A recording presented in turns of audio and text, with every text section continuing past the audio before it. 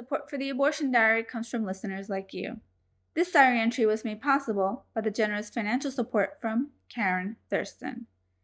If you're a fan of our podcast and want to support us in continuing to share our abortion stories, become our patron on Patreon. No amount is too small. I've been self-funding the podcast for years, but I need your support to keep it going. To learn more about becoming a patron on Patreon, visit patreon.com/theabortiondiary or make a one-time donation on PayPal. All donations are tax-deductible.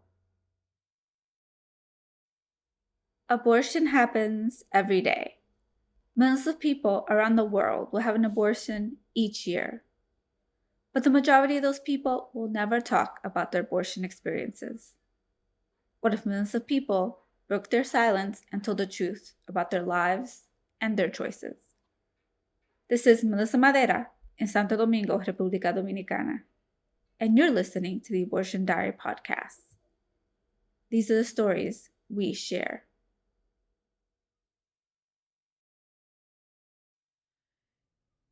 So I was trying to think of how I would tell my story. I'm still not really sure. It's kind of a weird thing to talk about, I guess. So I was in a relationship with somebody from my high school, and I was kind of new to that school and became involved with this boy who was like a football star and kind of swept me off my feet. And he also had another girl that he was seeing. They had had a history together before I moved to that town. And so it was kind of tumultuous. There was a lot of back and forth and, trust issues. But for some reason, I was still drawn to this guy. I think I kind of liked that bad boy image, probably for a number of reasons in my own childhood and past. So anyway, we became pretty heavily involved with each other and had sex, a couple times. And I was 17 at the time. I had not graduated high school yet. And I found out I was pregnant. And it was it was just a very strange time in my life because I was getting ready to leave for college. I had just turned 18 when I found out I was pregnant, although I think I got pregnant when I was 17. I was getting ready to leave for college, and, it was kind of very surreal. Part of me didn't even believe it was happening. And part of me just immediately, I knew what I had to do. It was like I didn't even question it. But I ended up taking myself to college. My parents didn't even bring me. It was only about an hour and a half away from where we lived, where I was going. And my sister had gone to that college as well, but she had already graduated.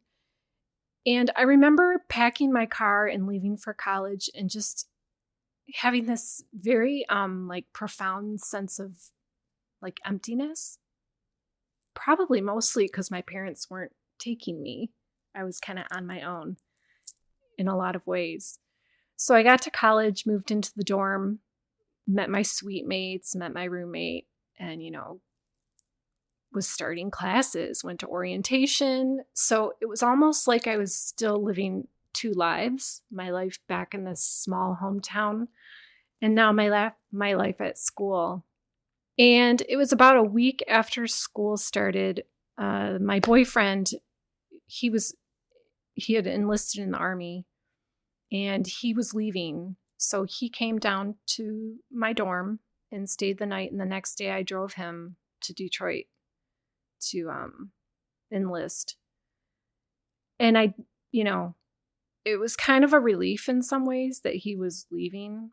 It made my decision that much easier, I think. And I never told him, not at the time. He found out later on. So he left, and I remember him being very upset with me that I didn't want to have sex with him the night before he was leaving.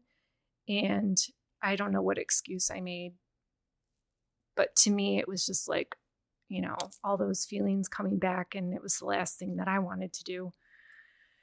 So he's gone, and I immediately called my friend from high school, my best friend, Whitney, because I didn't have a vehicle. So she agreed to come and meet me at school and take me to go to Planned Parenthood and do whatever I needed to do to figure this out.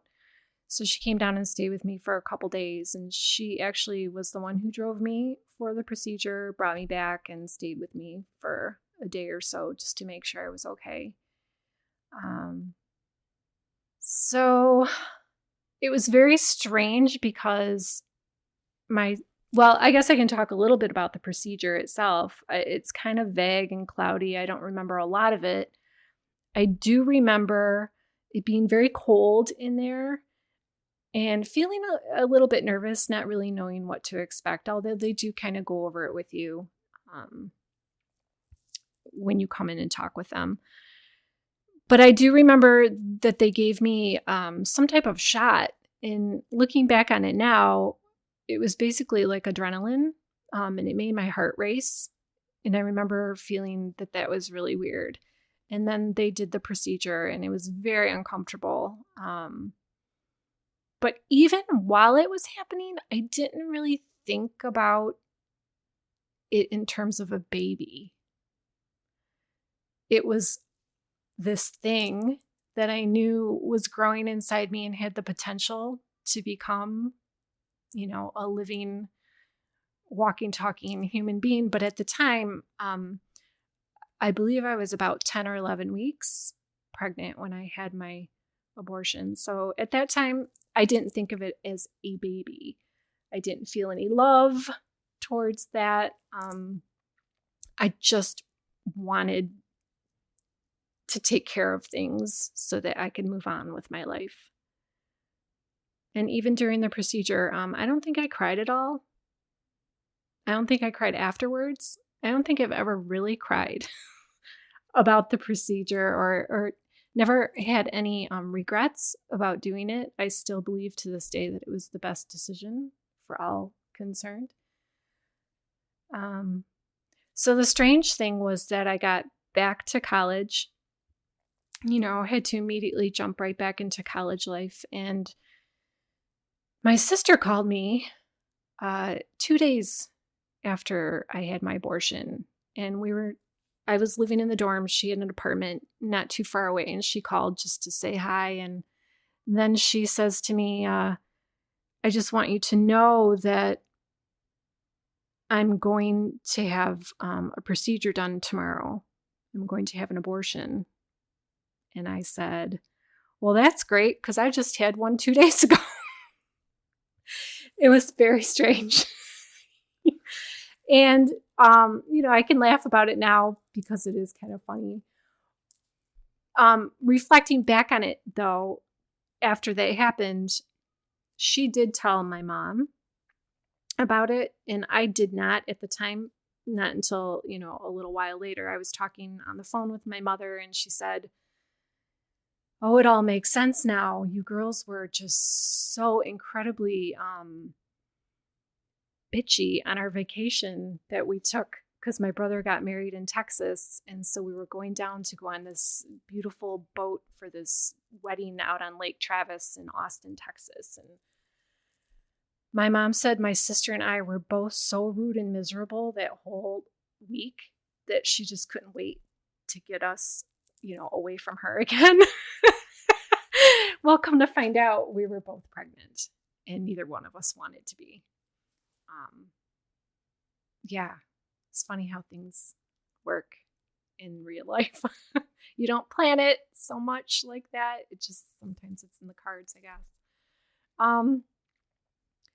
So anyway, I guess that was kind of cool because we had moral support for each other, my sister and I, although she was in a totally different situation. She was engaged. She ended up marrying the person, and they've been together for almost 30 years, so actually more than that. But, so I guess for me, I just want to, talk about it because I think it's important for women who are contemplating or find themselves in a bad situation, wondering what their options are, wondering what it's like. Just hearing real stories, I think, is very helpful. I don't want to persuade anybody one way or another. And I guess I don't have any regrets about having the abortion. I do have regrets, though, about the behaviors maybe that kind of led up to this situation I found myself in. And I think that I was looking, for love in all the wrong places. You hear that saying a lot, and there's a lot of truth to that. So for me, making sure that my daughter, who's 13, can reflect on my story and kind of make better choices. And I think that the way that I've, decided to parent my children, I think I'm giving her a much better opportunity to be okay with herself and to love herself first, and not look for, not to confuse sex with love, because they are not the same thing. And my mom never really talked to me about any of this stuff. It was kind of the unspoken. It was taboo. You didn't talk about sex in the family. Nobody talked about it. And I think that that was a definite disadvantage that I had. I wish my mom and I would have had more open communication with each other. I wish I could have turned to her, but I didn't feel like I could. I felt like there'd be too much judgment, anger, sadness. I actually know that my own mother had 2 abortions back in the early 60s. So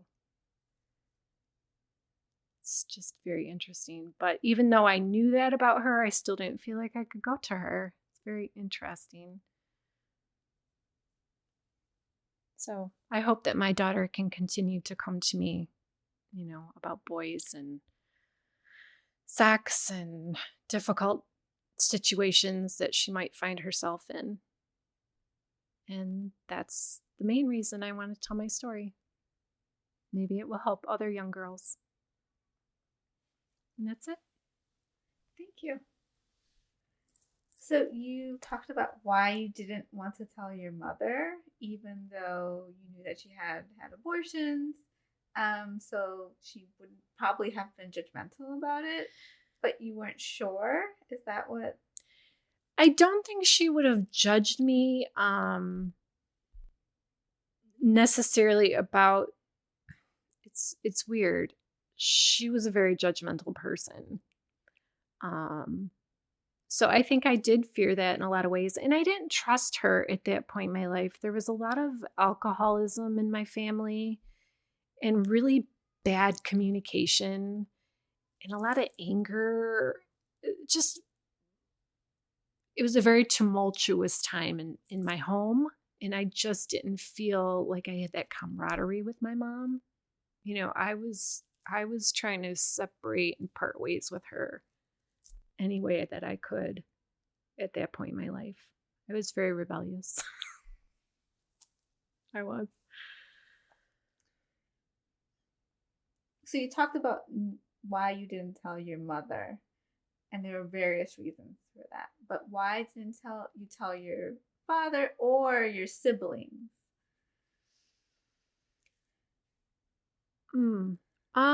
At the time, my brother was already moved to Texas. He'd left when I was 12. My sister was 5 years older than me. She was in a relationship, engaged to be married, and I just felt like, and here's the thing, they never approved of this guy. And so for me to come to them now, I didn't want to hear, "I told you so." I think that's what I feared the most. Yeah. That's probably what it was. Just not wanting to admit that I had made some really dumb mistakes. Yeah. The other question I had was, did you tell other people around you besides your friend who came and took you to the procedure? And why or why not? Not immediately. Maybe a couple few months down the road, when I would see my friends, and there were 5 of us that were very close in high school. It's kind of funny. We call ourselves the nasty girls. And I was just telling my daughter about that because of Donald Trump. And yeah, I thought that was pretty hilarious. We had shirts made up and everything that said nasty girls. Malas niñas. Well, it was really ridiculous. But it was funny. And we were very tight knit. Everybody knew who we were. We were kind of popular. I was not promiscuous at that point in my life. A couple of them were. I mean, I know a couple of my friends that had had sex when they were 14. And I, clearly waited till my senior year. But I got pregnant right away. I was dumb. Nobody talked to me about birth control. We didn't even talk about that amongst ourselves as peers. And I just find that very, just so, I don't understand it. Like, it doesn't seem like it was that long ago, but 30 years ago was 30 years ago. And things were very different. You didn't really know where to go to get help and to get birth control and all that stuff. So I didn't tell a lot of people. Now, he actually did find out a few months down the road after it happened. And this is a pretty important piece of the story that I left out. He and this girl, her name, I don't have to say her name, but they had that history together and we kept bouncing back and forth. She was actually pregnant at the same time that I was. And I found that out. She decided to keep her baby. And they actually ended up getting married. It didn't last very long, maybe 2 years. I think she went on to marry somebody else. She has 3 more kids or something. But my point is that for me, I knew I made the right decision because I felt for a long time that maybe I was being manipulated because he would tell me all the right things that I wanted or needed to hear. But then I would find out, he was hanging out with her again. So it's very strange. And I was head over heels. I mean, I would have left town and married this guy. That's how much I just wanted to be with him. And so she had her baby. And when I found out she was pregnant, we actually, we all ended up at this party one night. I think over Christmas break. So I came home from college and I was at a party with a bunch of people. Of course, I was no longer pregnant. She was. And they were kind of together. And I don't know. It's kind of a blank. I'm sure I was drinking. But I ended up walking up to him and throwing my drink in his face. And she was pregnant. And she kind of started to attack me. And it this whole big fight broke out. It was crazy. But that's how we found out. I don't know if Whitney or maybe I said something, but he was all, oh my gosh, you should have told me. That would have made my decision so much easier. I would have picked you. And I was like, are you kidding me? Are you kidding me? How manipulative is that? And at that point, I knew I made the best decision ever. And I never looked back, never regretted it. I went on to become a doula, which is probably what drew me to your podcast because I read about you and knew that you were a doula. So I was a doula for 10 years, childbirth educator for 10 years. I still am. I work for a major health system. I teach childbirth education and breastfeeding. And for 3 years, I did home visiting in Detroit as a nurse, where I worked with first-time pregnant moms who are in very dire straits financially and have a whole host of issues going on in the home. And so I've pretty much dedicated most of my adult life to women and children. So I don't know if that has anything to do with it. Maybe that was kind of the precursor for where I took my work and my career. I don't know, but that's it. Have you become more open about talking about your abortion in past years? It seems like you're very open with your kids and your husband. Yeah, I mean, my husband knew while we were dating. Like, I was very open about all that. I'm a pretty open person. I just am who I am. It's part of my past, and I have no reason to like hide it. I do have a friend who had an abortion, a high school friend, and she was like, she would be mortified if her husband knew to this day. And I don't understand that. That's not who I am. I'm pretty much like, you see what you get. You get what you see. And I'm open with my kids. I want them to know that I made mistakes and I wasn't perfect. And I don't expect them to be perfect. Hopefully they learn from my mistakes, but they're going to make mistakes and I'm going to be there for them. How old are your kids? I have twins that are 13, a boy and a girl. And I have a son who is 16 and he's graduating from high school this year. Congratulations. Thank you. Yeah, they're great kids, I have to say. So a house full of teenagers, it can be pretty crazy sometimes. And for the last 2 years, we had foreign exchange students from Japan. So this year we took a break so we could focus on the senior graduating. Yeah. Okay, so I have another question, like more of a practical question. Okay. Actually, I have two questions. Okay. One is, how did you know where to go to get an abortion? I looked it up in the phone book.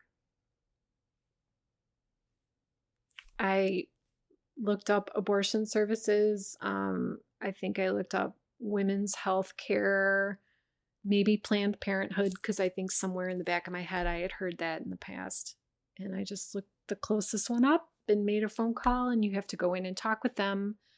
They want to make sure you see like a movie about, I don't know, all the different choices. I think you have to, there was like 3 hours of work that I had to do before they felt I was prepared. And then you have to go home and then you have to come back and make sure that you didn't change your mind like over the 2-day period or something.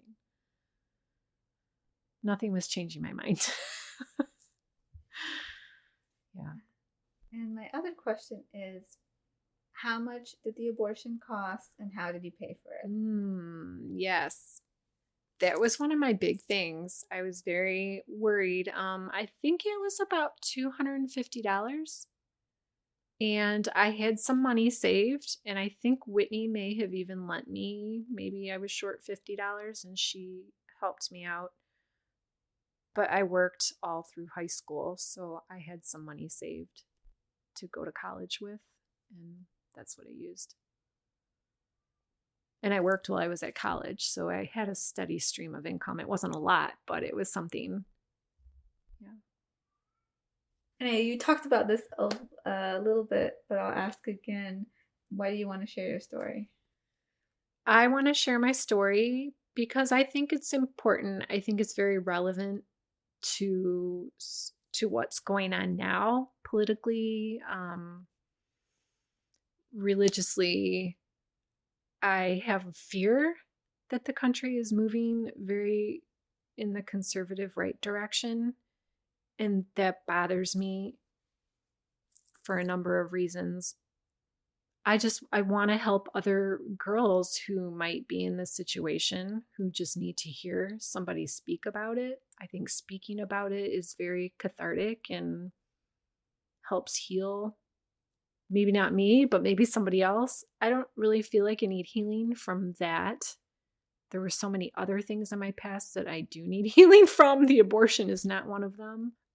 just and hopefully, sharing my story and letting my daughter hear me speak about it somehow someday might help her make different decisions.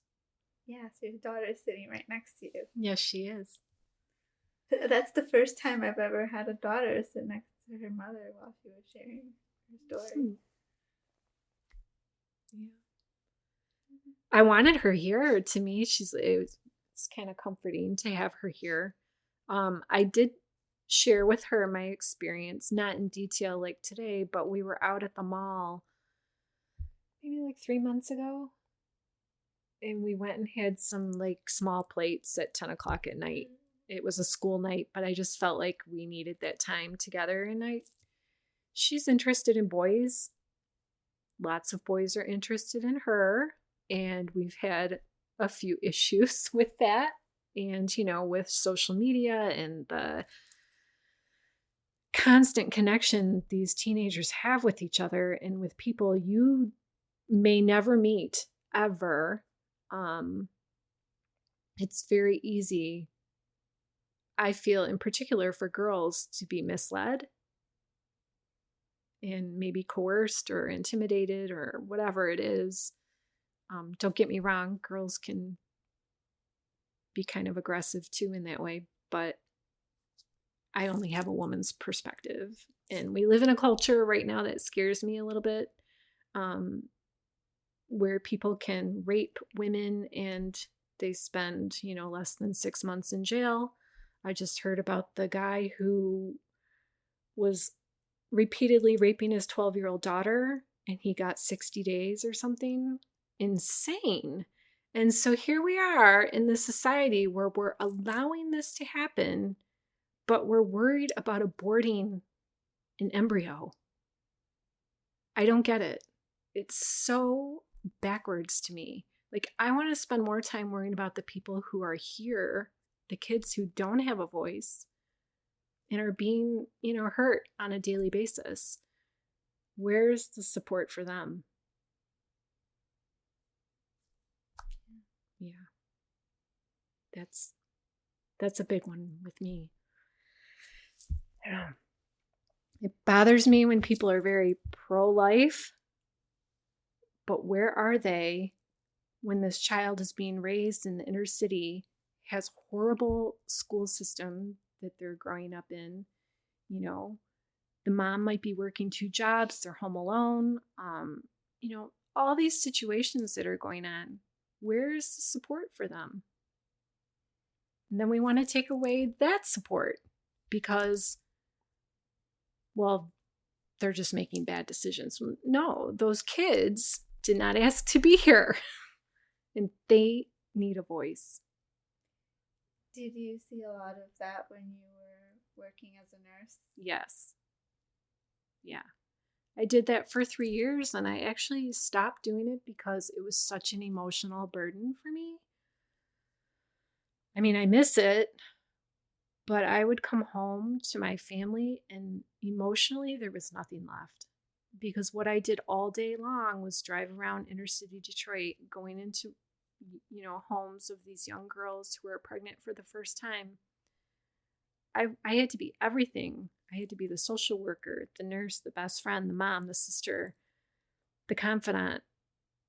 It was a lot to carry. Because you see some really, really bad things and you can't change it. It's bigger than any of us. It's systemic. It is nothing to do with just one person making bad choices. Did that make you even more grateful that you had the ability to choose to be a parent much later in life? Yes. So it's very interesting that I had the abortion when I was just turned 18, and I wasn't sure through my 20s that I even wanted kids. Until at one point I was with this guy. We had lived together for about 3 years. We broke up because he told me point blank he was never going to have kids. Like, that was off the table. It was not negotiable. And I had to do a little soul searching. For a hot minute, I was ready, now what I would call selling my soul, to be with him, because I had invested 3 years already. Like, how could I? But it's really strange. Oprah Winfrey was on one day, and she had somebody on there talking about selling your soul. Basically, not following your passion or your dreams or what's really, really in your core. And I knew they were like talking to me, and I said, "Oh my gosh, this is done. Like, I can't say I'm never going to have kids." But I didn't have my first child till I was 31. Even though my husband and I were married when I was 27. And we got married very quickly. People thought I was pregnant. I was not. But we just knew. We got married 5 months after we met. Engaged 3 months after we met. Married 2 months later. And we've been together for, this month will be 21 years. And we have 3 amazing kids and 2 amazing cats. And we love our life. And I'm glad I waited. I'm very glad that I waited to be 31 to have a kid. How did you know it was time? Because my mother-in-law kept bugging me. No.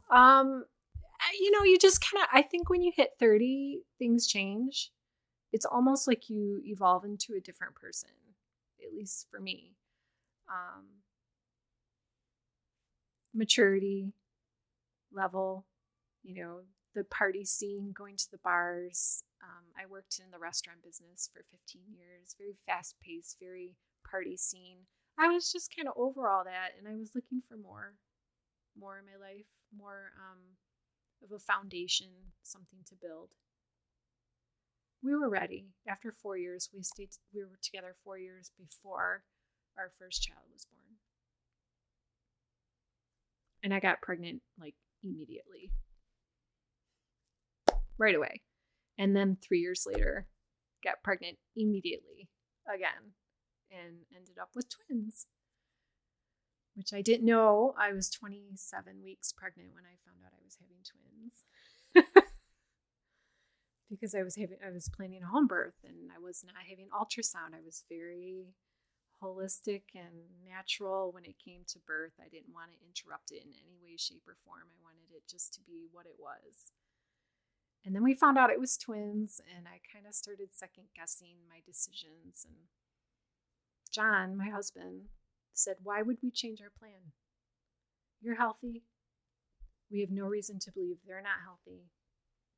I say, if you want a home birth, we go for it."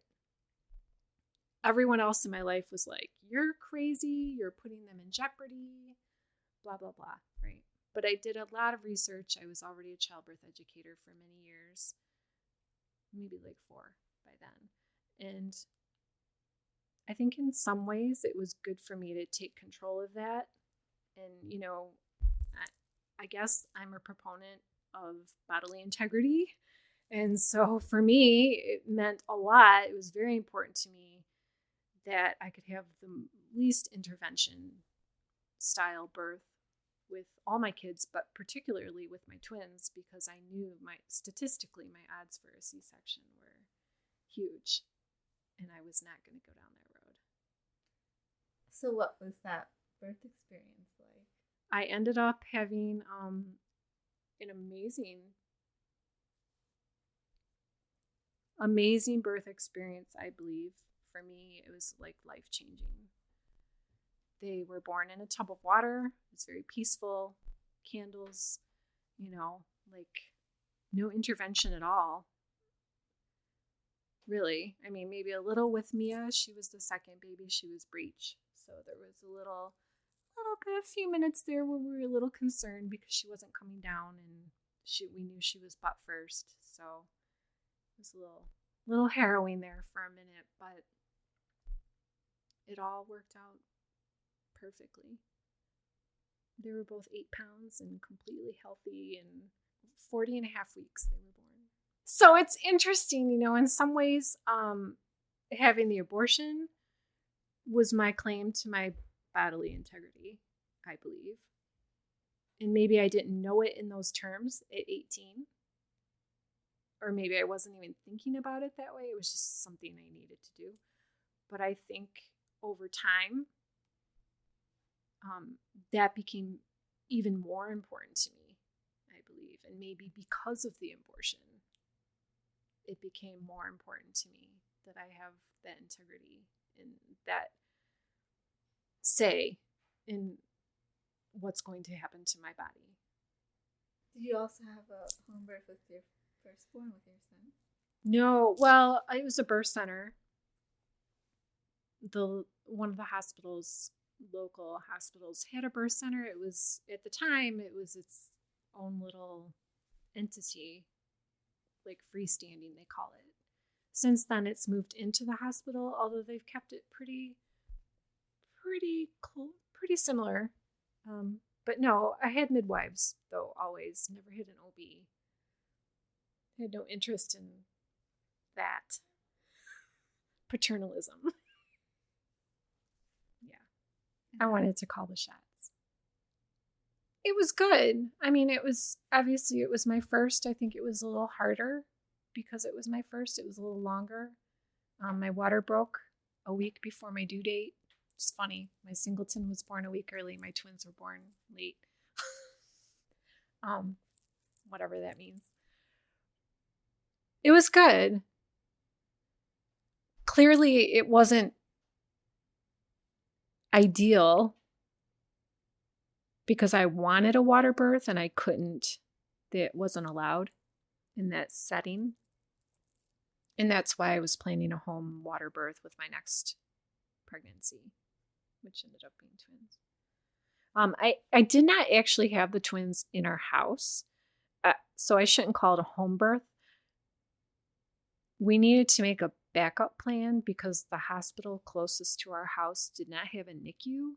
So to me, it was more important to be near a hospital that had a NICU so that if there was any issues, we wouldn't be separated. And so my midwife just had a little office, like in a little complex of different like doctor's offices. And she had a birth tub in there in a couple rooms, and they just did birth there. So it was like a freestanding birth center, but not affiliated with any hospitals or doctors.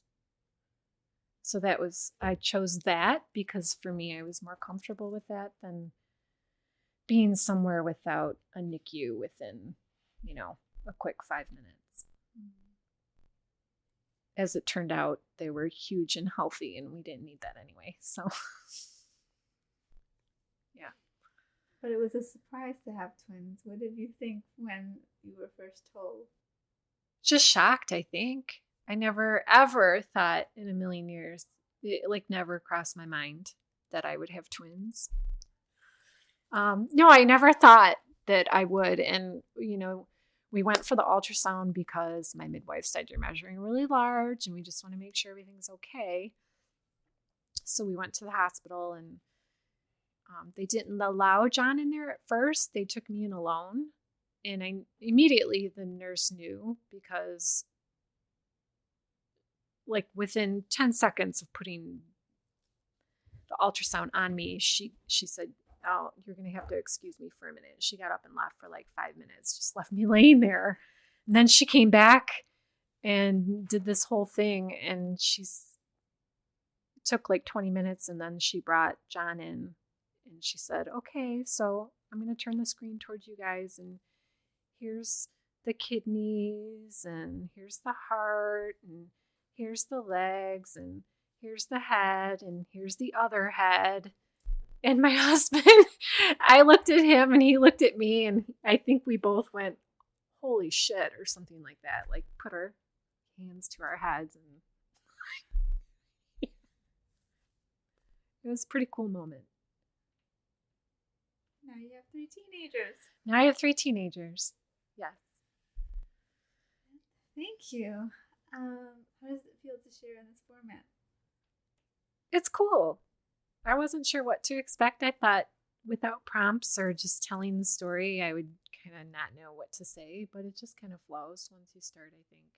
It's good. It's casual, it's laid back. It's good. Have you ever told anyone else the details of your story? No, I don't even think I've told my husband the details. Yeah. I mean, he knew about the relationship and he knows about, some of the crappy stuff in my family that I grew up with. A lot of us have that. But no, I never talked really about the details. I don't know. I don't know why. I guess it just was never, I didn't feel like it was important that he know every little detail. If he wanted to know, I would have told him, but he never asked for details. So, Mia, now that you've heard my detailed story, do you have any questions or comments? Oh, the question I was gonna ask, like, when you guys were having sex, was it protected, or did you have unprotected sex and that's why you got pregnant? It was unprotected sex. Every time? Yes. Oh, that's one thing you've taught me. Yeah. Yeah, and like I said, it was dumb. It was 30 years ago and I was in love, and that's why I do tell my kids, I'm like, you think that you're going to be thinking cognitively when you're in the heat of the moment, and you don't. Your hormones take over. It's a biological drive for people to have sex.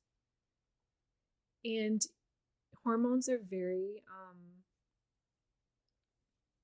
strong, right? Yeah, and you're not thinking, it's like you're thinking with your cave woman brain and not your, right? Yeah, Was he the first person you had sex with too? no. That's what I thought. Yeah, I think I actually had sex with somebody just maybe a couple months before him, maybe during one of our breakups or something. Probably just, I was angry and just gonna do something bad. You know what I mean? Yeah. So it was not protected, the whole like pull out thing, right? No, it doesn't work. I'm here to tell you that that's bullshit. Don't ever let anybody talk you into that. Plus, you need to protect yourself because there's so many sexually transmitted infections and things, and you can't just tell by looking at a person. You just can't. And so you're playing a game, and it's a dangerous game. Any other questions? Not really. And by the way, nobody talked about this stuff. I mean, honestly, my friends and I didn't talk about birth control. Nobody had condoms. It was just like, I mean, there were guys that had condoms, but now girls carry them, like you have to protect yourself. You can't just expect that the guy is going to be protecting you because that's not what they're doing. There's literally girls in my school that carry around condoms, like in middle school, right? 8th grade. Yep. It's very different. In a lot of ways, I don't know if it's any worse, but it seems worse because there's so much out there, and I think kids are introduced to things at a younger age now. They don't have to go looking for it. They can just look at their phone any moment of the day and see anything they want to see. And that's kind of scary. Or see anything they don't want to see, which has already happened to her. She had somebody, some stranger send her like a dick pic or whatever. Like 2 years ago. She was 11 years old. On Instagram, right? yeah, Yeah. a 4-year-old man. So, you don't know who you're talking to online. It's very important to make sure you know who you're talking to. So, Mia, what did you think, or what did it feel like to listen to your mother share her abortion story? It was. I don't know. I thought it was gonna be different. Like, I don't know. My mom tells me like a lot of stuff about like herself, and it's what she said like to help me out with my future about like love and sex and all that stuff. But I don't know. I thought it was gonna be more emotional for you, but not really. Why did you think it would be more emotional for her? I don't know. Just because like when I think of abortion, like I think of like this like big like stressful thing like, and since I've not been through it, when I think of it like I think of like a child, getting rid of a child, and she didn't think of it that way, and so that kind of changed my mindset towards it, I guess. So, yeah. What did you know about abortion before? I knew kind of everything about it because she's talked to me about it before. I knew like it was to get rid of a baby or to prevent having a baby. So, yeah.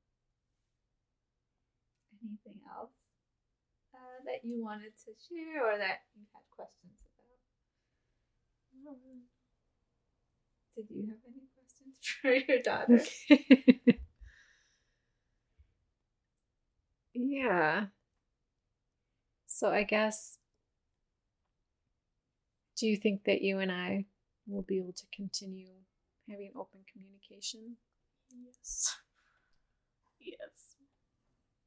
She kind of blew me away a couple months ago. We have her seeing a counselor just here and there, like a couple times a month, basically because there were some boys asking her for things online that we found, and she was very good at the way she handled it with them. It's a very fine line. You don't want to be completely like, you're a jerk, because then that rumor is going to spread in school. You know, they'll say anything about you, and you don't want to do what they're asking you to do. So she was pretty clever in some of her answers with, there were a couple guys. And so we just wanted to get her into counseling so that she had, you know, like a third party objective person to speak with. And during one of her sessions over the summer, she was crying in tears, and she actually told the therapist that I was her best friend. And that blew me away. Yeah, because I didn't think that. Not like we're peers, you know, that's not the kind of friend. She just said that she knows that I won't judge her. And even some of her friends would. So there's things she'll tell me that she won't tell them. So that was very nice to hear. It makes me think I'm doing something right. It's a completely different kind of relationship than your own when you were growing up. Totally different. For more information about the Abortion Diary podcast, visit us on the web at theabortiondiary.com or email me at melissam@theabortiondiary.com. If you would like to share your story, visit our website, click on Share Your Abortion Story, and send me a message. Or drop me a line at melissam@theabortiondiary.com. We're trying our best to climb the charts on iTunes, so if you're a fan of the podcast, please subscribe to our podcast on iTunes and write us a review. Even if it's not how you listen, you'll help us reach more people. You can also leave a comment on our website or take our listener survey. I love to hear from you. You can also listen to over 160 stories on our website, SoundCloud, Google Play, Stitcher Radio, or your favorite podcast app. If you'd like to support the Abortion Diary, you can make a tax-deductible donation to us on Patreon or PayPal. You can also bring me to your college campus or organization. I use the money generated from that to make more Abortion Diary episodes. And remember to follow us on Twitter at Abortion Diary and like us on Facebook. A special thanks to you for listening. I'm Melissa Madera, and I'll be back next week with a new story.